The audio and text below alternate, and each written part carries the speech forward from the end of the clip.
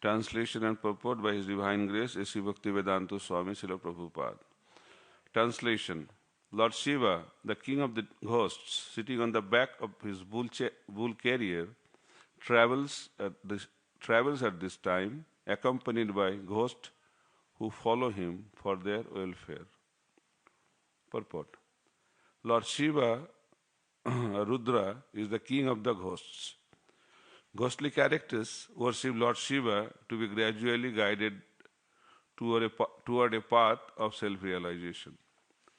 Mayavadi philosophers are mostly worshippers of Lord Shiva, and Sripad Shankaracharya is considered to be the incarnation of Lord Shiva for preaching godlessness to the Mayavadi philosophers. Ghosts are bereft of a physical body because of their grievously sinful acts, such as suicide. The last resort of the ghostly characters in human society is to take shelter of suicide, either material or spiritual. Material suicide causes loss of the physical body, and spiritual suicide causes loss of the individual identity. Mayavadi philosophers desire to lose their individuality and merge into the impersonal spiritual Brahmajyoti existence. Lord Shiva, being very kind to the ghosts, sees that although they are condemned, they get physical bodies. He places them into the wombs of women who indulge in sexual intercourse, regardless of the restriction on time and circumstance. Kashyapa wanted to impress this fact upon Diti so that she might wait for a while. Mukam karati vachalam pangurlanghaite giring jatkripatamaham vande Sri Gurung Dinatarinam Paramananda Madhavam Sri Chaitanya Isharam. Hare Krishna. Welcome to the morning Srimad Bhagavatam class. So in this section of Srimad Bhagavatam, the conversation between Kashyapa and Diti is going on. The conversation between husband and wife. So all of you know that Kashyapa was in meditation or doing spiritual practice, and in the evening Diti expressed her desire to have children, to have son in her womb, but the time was not appropriate. Kashyapa Muni was trying to make her understand that this is not the proper time, but she was very desperate. So in this verse today, Srila Prabhupada is writing, Lord Shiva is very, very merciful to his followers.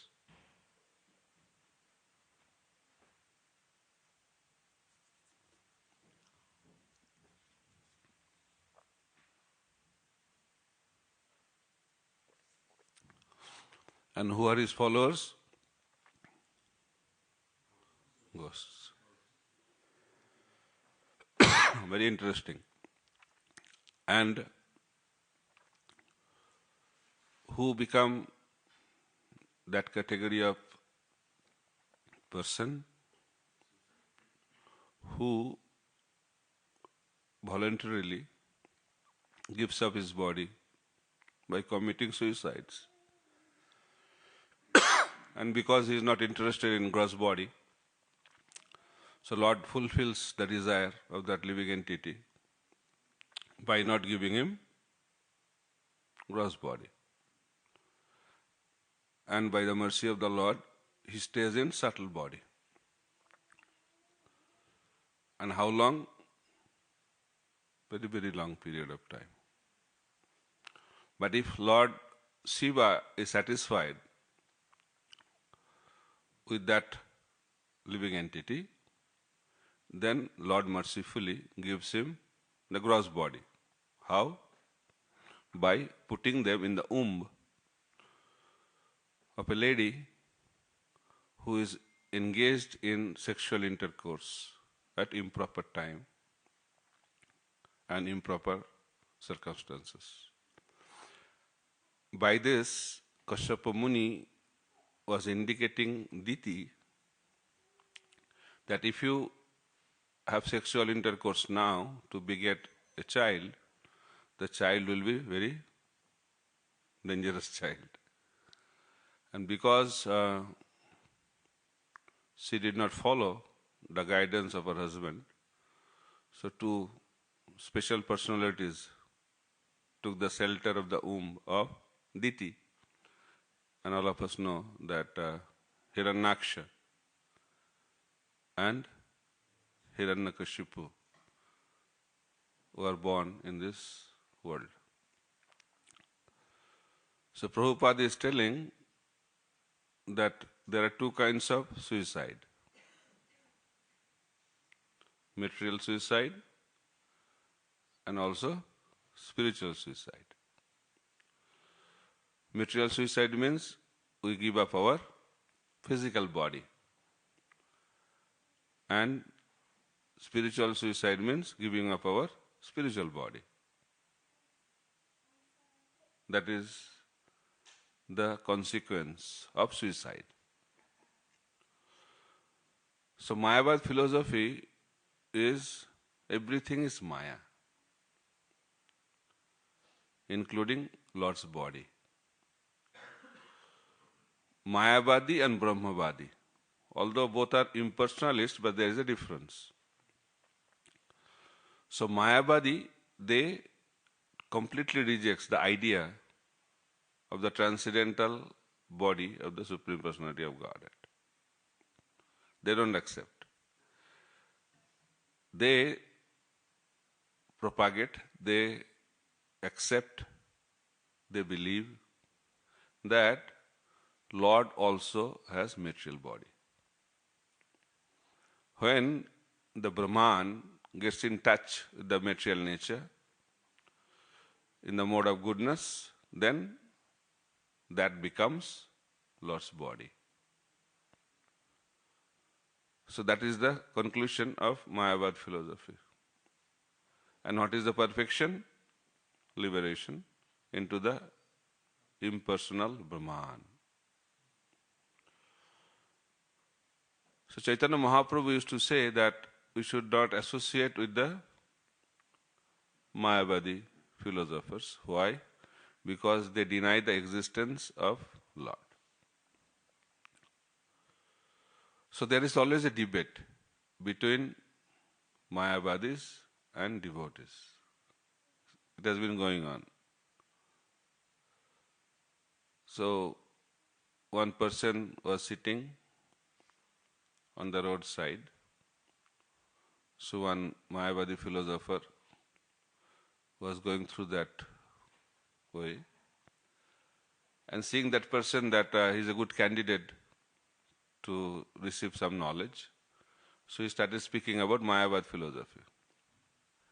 And he told him that you should chant a mantra.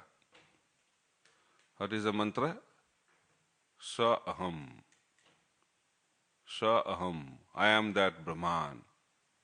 Please chant this mantra. Because that is the philosophy. So I am that Brahman. So in Mayavad school, if someone takes sannyas, he becomes Narayan. Danda dharana matrena nara narayana bhavet. As soon as someone accepts that sannyas order by holding that danda, so he becomes Narayan. That is the philosophy.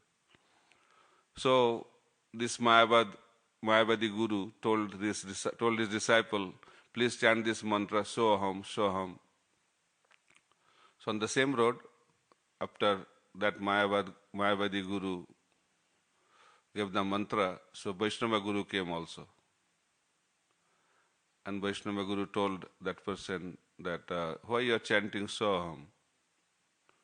You should chant Dasaham. You add Da. So start chanting Dasaham. I am the servant of the Supreme Lord. So next day, that Mayavadi Guru wanted to check how his disciple doing. So he came and saw that he changed the mantra.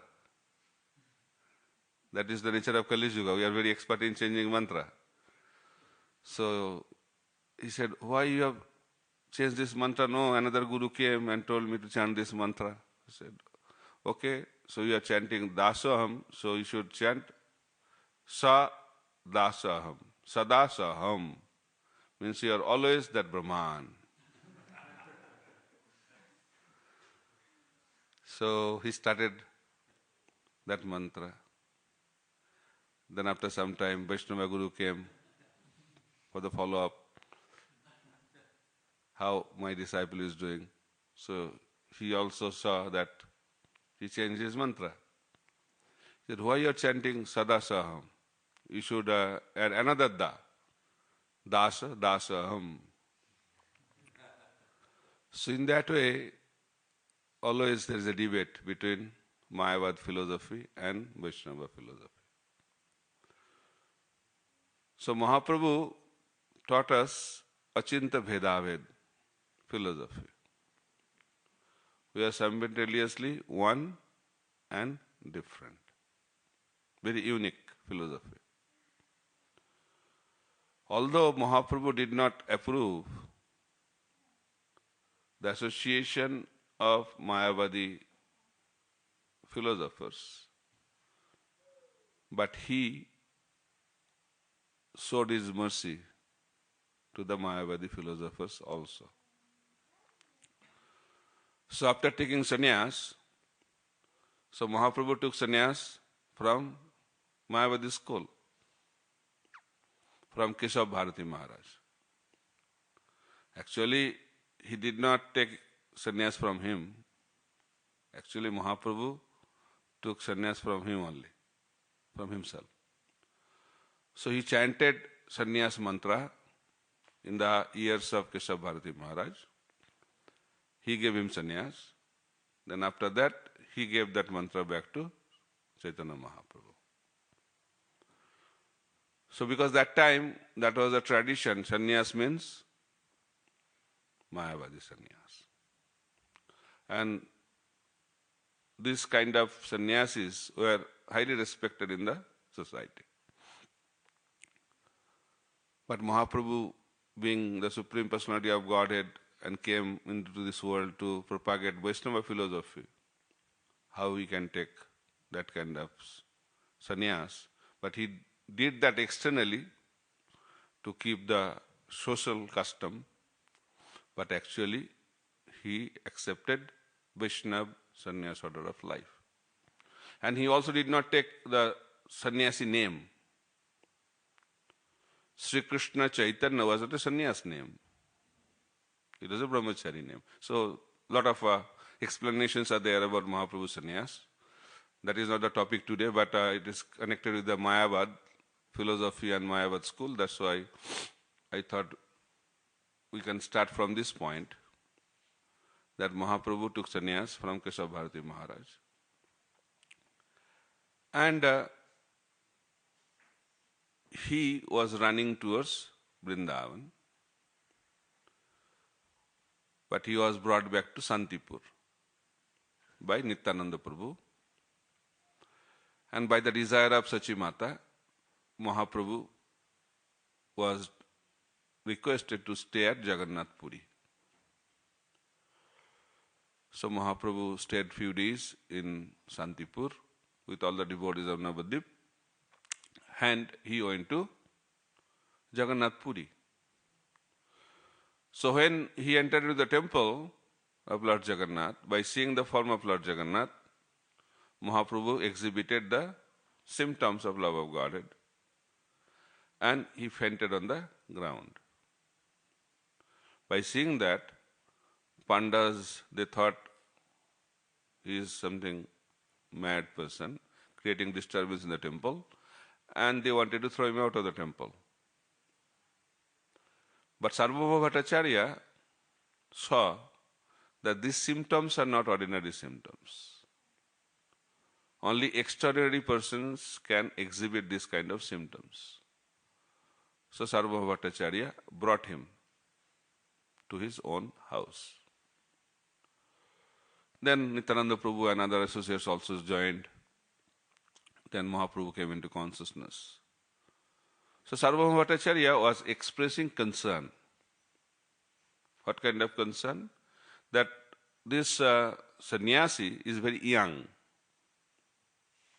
Because Mahaprabhu took sannyas at the age of 24. And that time he had young wife, Vishnupriya Devi's age was 16. And at this time Mahaprabhu took sannyas. And people don't appreciate this step of Chaitanya Mahaprabhu. Right? Socially is not so acceptable. Old mother, young wife, 24 years of age, what kind of life? But Mahaprabhu took sannyas at perfect age. Generally at the middle of our life we should take sannyas. Mahaprabhu knew that he is going to stay for 48 years. So 24 years was the perfect age to take sannyas. So why he took sannyas? Because he saw that being in Grihastha order of life, instead of hearing him, people of Navadvip were not following him. Rather, his friends wanted to beat him up. It's a long story. So he thought that they will go to hell. And I came into this world to give them love of Godhead. But by my presence, they are going to hell. What kind of service I am doing? So therefore, if I take sannyas, then they will respect me, because that is the custom. And sannyasis are respected as Lord.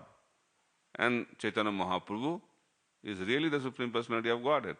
There is nothing wrong, rather it is appropriate to address Chaitanya Mahaprabhu as Narayan. So because of that he took sannyas. But Sarvabhauma Bhattacharya was very concerned how he will maintain this sannyas order of life. And he is from not first class category.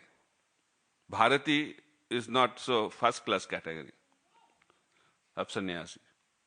So he thought that I should train him up in Vedanta, because Sarvabhauma Bhattacharya was the guru of that Mayavadi school. He was highly educated, big scholar. And he thought that I should train him up in Vedanta philosophy. And I will give him initiation from the highest school. So that proposal was given by Sarvabhauma Bhattacharya, but Mahaprabhu's associates were very upset. And they were thinking that he doesn't know Chaitanya Mahaprabhu is the Supreme Personality of Godhead. He is not a sannyasi. But Mahaprabhu took it very nicely. He said, why you are so much disturbed by this? Sarvabhauma Bhattacharya is like my father. And he wants to take care of me so that I can maintain my sannyas order of life. What's wrong in it? So I'll take the training of Sarvabhauma Bhattacharya. So Sarvabhauma Bhattacharya started speaking Vedanta. 7 days, 7 nights. But Mahaprabhu was completely silent during this period. So after 7 days and 7 nights, Sarvabhauma Bhattacharya was thinking, the student is not responding, not asking any question, completely silent. So who remains silent? 2 categories. Who understands everything and who understand nothing. In between, they always ask questions, right? So Sarvabhauma Bhattacharya was curious whether he is understanding anything or not. Then Chaitanya Mahaprabhu said, yes, that the slokas, the verses are very, very clear. But your explanation are covering the meaning of Vedanta. such an insult, right? But he told in a very nice way. Mahaprabhu was very expert. And he was very expertly used to communicate that you are a fool. So why purport is needed, why commentary is needed? To make the understanding clearer. That's why there is a need of purport. Arjuna did not need purport, but we need purport. Because we are not able to understand the text. So we need translation because we don't know Sanskrit. And even after translation we don't understand. That's why we need purport. That is the level we have. But what Mahaprabhu is telling? Mahaprabhu is telling that the verses are like brilliant sun. It's Vedanta Sutra. But your explanations are covering like cloud. So he was insulted. Then he said, there's a lot of discussion. Then there's a concept came, okay, you explain the Atmaram verse. This famous verse, Atmaramascha Munaya. So Sarvabhauma Bhattacharya started speaking on the verse Atmaram.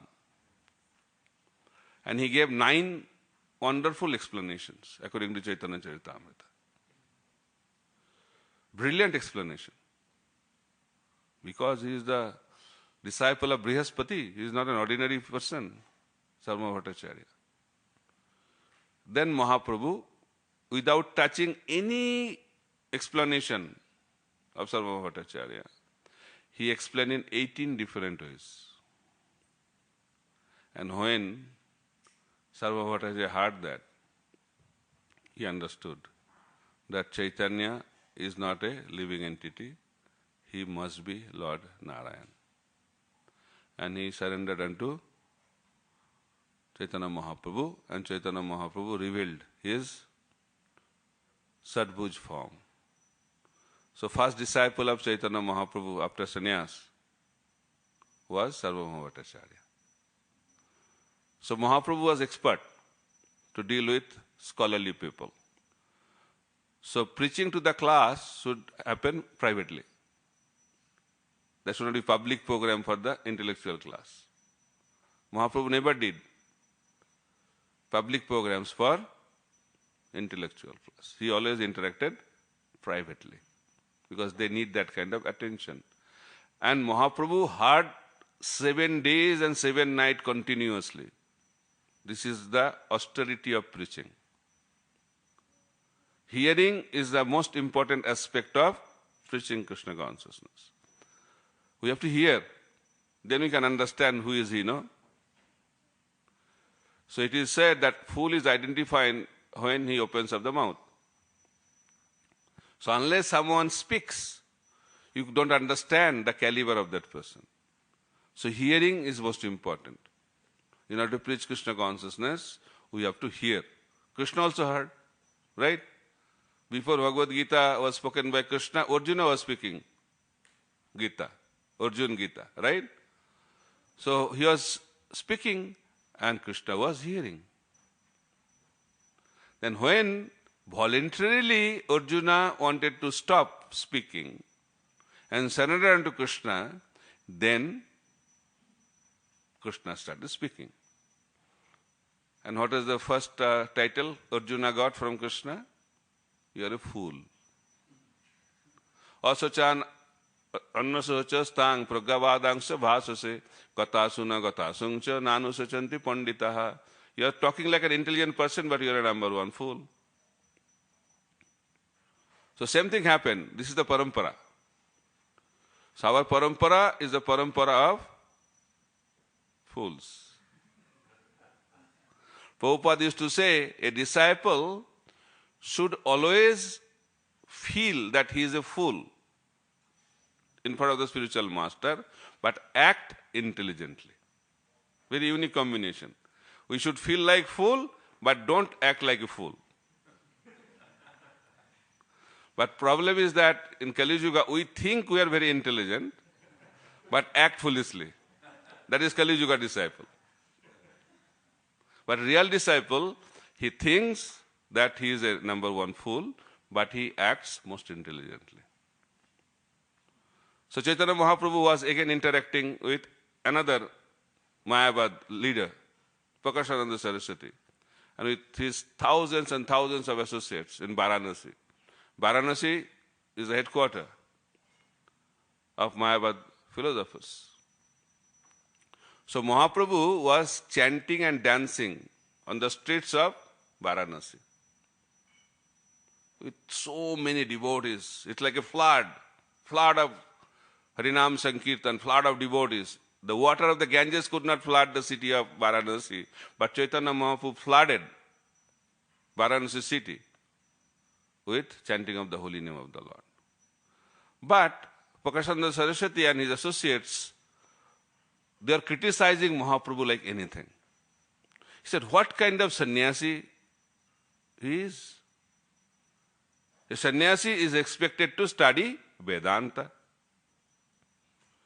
And he should associate with the sannyasis like us. But to talk about associating with us, he does not come near us. And instead of studying Vedanta, he is singing, he is dancing, and also not alone, with thousands and thousands of people. And not all there, it's also not indoor performance. It is happening on the street. What kind of sannyasi is he? So Mahaprabhu's associates were very upset by hearing the criticism. That is a symptom of love. If I love someone, if someone criticizes that person, you should feel sad. That is a symptom of love. So they are very concerned why they are criticizing Mahaprabhu. So they wanted to arrange a meeting between Prakashananda Saraswati and Chaitanya Mahaprabhu. So Mahaprabhu agreed to that proposal. So when Mahaprabhu came, so Prakashananda Saraswati was sitting on a high seat. And Mahaprabhu came and sat where they kept their shoes and washed their lotus feet. So he sat there. And when Prakashananda Saraswati saw that Chaitanya is sitting on a place which is not suitable for a sannyasi to sit down, and by that kind of action of Chaitanya Mahaprabhu started melting the heart of Prakashananda Saraswati. Then he told him to come near him, and Mahaprabhu was invited to sit next to him. Then Prakashananda Saraswati asked Chaitanya Mahaprabhu, why you don't associate with us? Why you don't study Vedanta?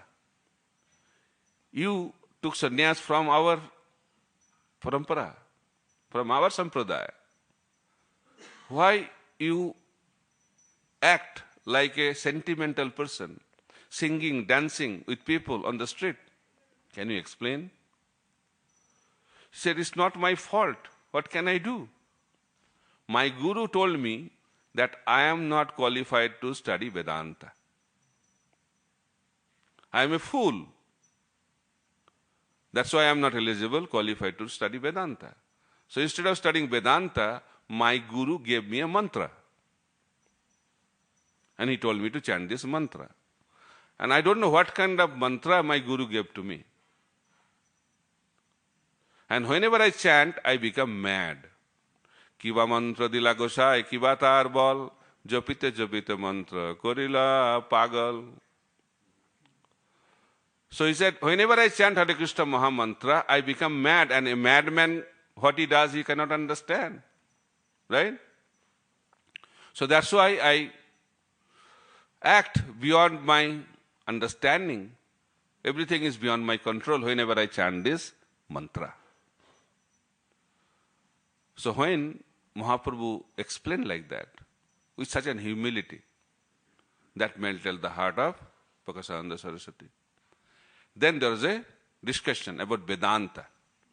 And the way Mahaprabhu explained Vedanta, it was really out of the world. He could not relate also the explanation, what explanation Mahaprabhu gave on Vedanta. So it is said, Dibba Gyan Hide Prakashita. It doesn't mean we should not study Shastra, but we cannot understand Shastra by studying Shastra. That is the secret. So there are three levels of knowledge. Acquired knowledge, realized knowledge, and revealed knowledge.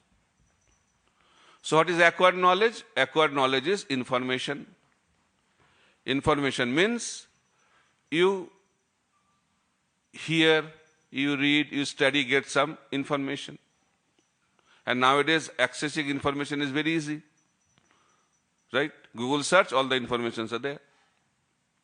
But spiritual life is not about information. Spiritual life is about transformation. And somehow internet, social media, and other sources cannot give us transformation. For that we need a person. So transformation takes place when we apply the information in our lives. Application of knowledge gives realization. And Prabhupada always expected his disciple to speak from their realizations. Remembering things can be done by anybody. Even the parrots can repeat the Shastra. But we are not supposed to be parrots. We are supposed to be realized souls. And realization will come through practice, service. That's why Prabhupada translated bhakti as devotional service. It's not an inaction, activity. So when we serve, through service we get realizations. One scholar came, the Vice Chancellor of Varanasi Hindi University. He was a big scholar. And he came to Srila Saraswati Thakur Prabhupada, Bhakti Siddhanta Saraswati Thakur Prabhupada, and he said, I have question. Generally those are very intelligent, they have always questions. Questions. So Saraswati Thakur Prabhupada understood, his little proud of his knowledge. He said, I am very busy today. I like to answer your question, but today I am very busy. But my disciples are there next room. They can answer your question. So he went to the next room. And next room was the deity kitchen. So that time backup service was going on. After Bhoga offering, cleaning was going on. And he approached that room. And he said, your guru told me to ask you a question. And you are supposed to answer my question. He said, okay, we'll do that. But we are very busy today now. And some devotees did not turn up for the service. If you can join, then what will happen? We can finish the service quickly. Then we can answer your question. Somehow, he started cleaning the kitchen. So after cleaning service was over, then the disciples, one of the disciples, asked him, what's your question? And he said, I don't have any question. I got the answer. That is called realization. So realization comes from service. Academic study is very important, but that will not give you realization. So you have to serve under the guidance of a spiritual master. That's why it is said, Tad viddhi pranipatena paripashtana sevaya upadekshantita jnanam jnanina tatta darshina. Asking question is very important, but asking question alone is not going to help us. Asking questions should be accompanied by two other aspects. First is pranipatena. We have to surrender. People don't like to surrender. Right? They think surrender means slavery. We don't want to become slaves. But slaves are forced. But surrender is voluntary. When we surrender, then our spiritual journey begins. Arjuna surrendered. His spiritual journey began. In the same way, a disciple's journey begins when he is surrendered to the Guru. What is the meaning of surrender? What is the meaning of surrender? That I means I, the ego, I don't want to act on that ego. That's why the pranam mantra of Guru is Nama. Nama. Nama means no more me. I and mine are gone. My life is now taken over by Krishna and Guru. That is the meaning of surrender. Surrender means whatever you say, I will follow. Voluntarily. Karishya vachanang tava. That was the symptom of surrender from Arjuna. So first is surrender. Then sevaya, service. Then we are eligible to ask questions. So asking question is very, very important because that is the process of receiving transcendental knowledge. But that has to be accompanied by surrender, means humility and service. So when we engage in service, we get realization. And when realization becomes complete, that becomes revealed knowledge. Revelation. Revelation means that person can see the Lord 24 hours a day. Brahma got revelation and saw the spiritual world and composed Brahma Samhita. Revealed knowledge. Valmiki Muni saw the pastimes of Lord Ram, what already happened, what is happening, and what is going to happen. And he composed Ramayana. Ramayana is the example of revealed knowledge. Vasudev saw and composed Srimad Bhagavatam. Srila Prabhupada saw and wrote Bhaktivedanta purports. So these are the examples of revealed knowledge. So this realization and revelation is the success in our spiritual life. And that will happen through surrender and service. So Mahaprabhu, through this interaction, he is conveying the same principle. And by the interaction of Chaitanya Mahaprabhu with Prakashananda Saraswati and his associates, every one of them became Vaishnavas. And how the journey began? Humility. Through humility, Mahaprabhu conquered them. So in the same way, by humility, we can conquer the whole world. And that is the philosophy of Krishna consciousness. And that is the principle of preaching Krishna consciousness. Krishna consciousness can be propagated all over the world based on the principle of compassion. Unless heart is filled with compassion, preaching will not be effective. It will be only transmission of knowledge. But transformation will not take place because it is not out of compassion. Rather, we preach based on passion. That is also good, but that's not going to create impact in people's life. So compassion means what? Compassion. Com means less. When passion reduces, compassion manifests. So our heart is full of passion. So therefore, in order to experience compassion, in order to distribute compassion, we have to reduce our passion. Then we can preach Krishna consciousness.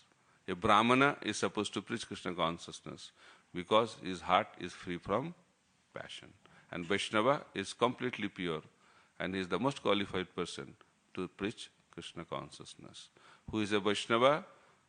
A Vaishnava is that person who has transcended the three modes of material nature, who is in pure goodness. He is the real Vaishnava.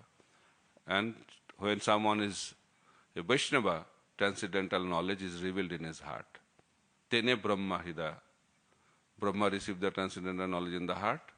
And we also sing every day in Guru Puja. Dibba Gyan, Hridaya Prakashita. We don't sing Dibba Gyan, Brain Prakashita. It's not revealed in the brain. Revelation does not take place in the brain. It's a place of intellectual exercise. But heart is the place of revelation. Therefore, heart has to be purified. And the beginning of that journey is cultivating humility to have fully clean and pure heart. Thank you very much. Hare Krishna, Krishna Krishna, Hare Hare, Hare Ram, Ram Ram, Hare Hare. Grantaraj Srimad Bhagavatam ki jai. Srila Prabhupada ki jai. So time is up. If you have any question, you can ask those who have want to question maybe. because today is working day. Yes. Any comment? Question?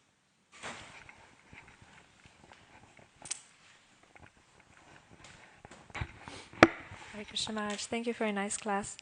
I just had a question because you said that about preaching, it's important to hear first. So you gave the example how Mahaprabhu heard from Sarvabhauma Bhattacharya. But also another place, Sarvabhauma Mahaprabhu, he said that Mayavadi Bhashya Shunle Harla Sarvanash, that by hearing this Mayavad philosophy, then our spiritual life is destroyed. And also we hear that we should give our association, not take people's association. So how can we understand this? How much we should hear? Very good question. We have to understand that what Mahaprabhu did, we cannot imitate. So Mahaprabhu was on a transcendental platform. So he can handle Mayavad philosophy, but we cannot. That's why we cannot transform Sarvabhauma Bhattacharya. That's why you have to be careful. So we should know who we are. Preachers are also at very different levels. A preacher can be a Kanishtadhikari preacher, Madhyamadhikari preacher, Uttamadhikari preacher. Right? We should have enthusiasm, but at the same time, we should be also qualified. Srila Saraswati Prabhupada used to say, first vichar, then achar, then prachar. Vichar means we should know the Shastra properly, conclusion of Shastra. Then we should practice character. Then we can do prachar. But in ISKCON, sometimes we do opposite. First prachar. Distribute books. But what is there in the books, that I don't know, but you should know. We become booksellers. Prabhupada never expected us to become booksellers. Prabhupada wanted us to be preachers of Krishna consciousness. So in order to preach, we have to know and we have to practice. Vichar and achar. And also, people have different capacity. One devotee proposed to Prabhupada. Prabhupada getting people to preach to is very difficult in the Western world, which is easy in India, right? He said, I have an idea. Because people have different ideas. He said, I have an idea that a lot of people come in Saturday night club. And we can preach whole night. A lot of books can go. Many people can become Krishna conscious. What do you think, Prabhupada, about this idea? Prabhupada said, idea is great, but make sure you come back. So we have to preach according to our capacity. Okay? Hare Krishna Maharaj, very nice class. I actually come from Varanasi. So initially we used to be proud that we are from land of Ganges, Ganga. But now you told we are from the Lord of Ghost. So, but thank you. I mean, it was such an amazing class. Could you please a little bit talk more about revelation in the heart? If you could just a little bit elaborate. Thank you. Revelation cannot be spoken, it has to be experienced. Yeah, if you can just throw some light, I mean, your experience, I mean, exalted soul. Revelation means you can see things. You can see the absolute reality. You can see the Lord. You can see the spiritual world. That is called revelation. So that happens when you are fully realized. Just like Valmiki Muni, when by the mercy of his Guru, he could see Lord's pastime, what already took place, what's going on, and what's going to take place. And he composed Ramayana. Brahma, he saw the spiritual world. It's not a poetic expertise. He was expert as a poet also, but it's not an imaginary poems. Brahma saw the spiritual world. Chintamani, he saw, then he wrote. Prabhupada, he said, I never wrote this Bhaktivedanta purport. It was revealed to him by Krishna. These are the examples. And revelation will come when heart is completely pure. Revelation does not take place anywhere else. It takes place in the heart. But our heart is filled with desires. So in that heart, Lord will not be revealed. So Lord will be revealed when heart is pure. And the journey begins with humility. Our heart is very hard because of our ego.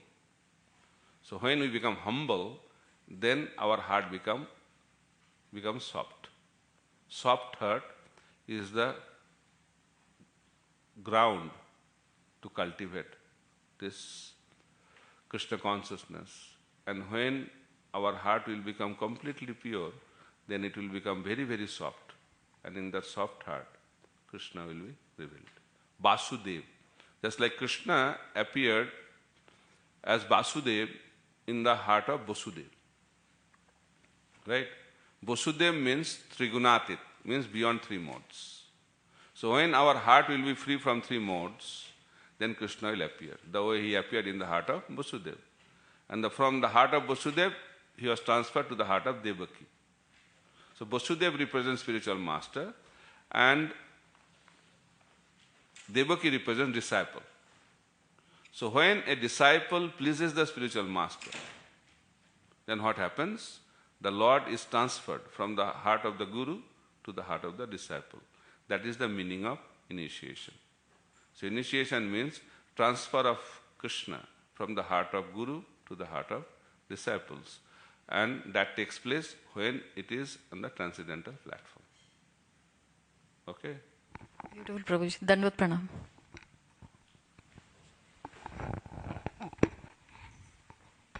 Thank you much. Regarding that point, devotees of Lord Chaitanya were feeling bad when Sri Chaitanya Mahaprabhu was being criticized. Sometimes we are on books and we meet some egoistic people who come and criticize our religion, criticize our books. So there can be two approaches. One is that we ignore them because on the streets time is tight. We want to reach out to as many people as possible. So we just ignore them. And second is that we can fight, make them humble, break their false ego. So what should we do? It depends on who you are, and it depends whom you are dealing with. Right? So if you are a Brahmana, you should defeat him by argument. If you are a Kshatriya,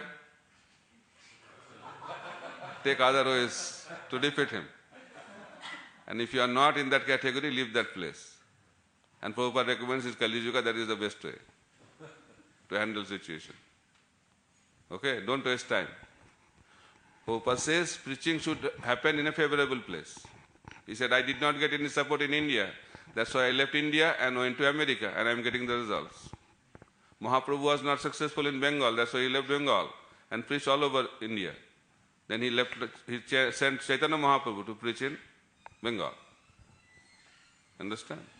Yes, thank you. So preaching means results. So there are so many people favorable. They are waiting for Krishna consciousness. Why not go to them? Why to waste our time to those who are totally against? Right? There is no scarcity of audience. Haribol.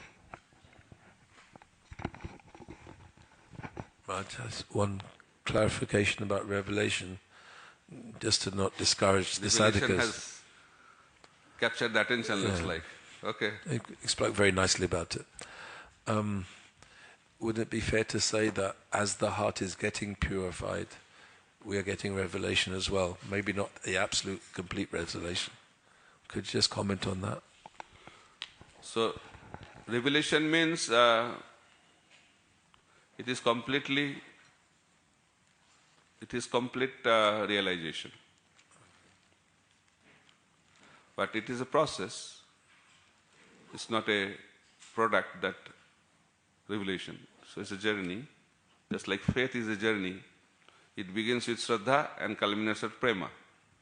In the same way, realization also starts at the level of Bhajana Kriya, but really it happens at the level of Nishtha, then Ruchi, then Asakti, Bhava, and then Prema. At the Prema, realization becomes complete.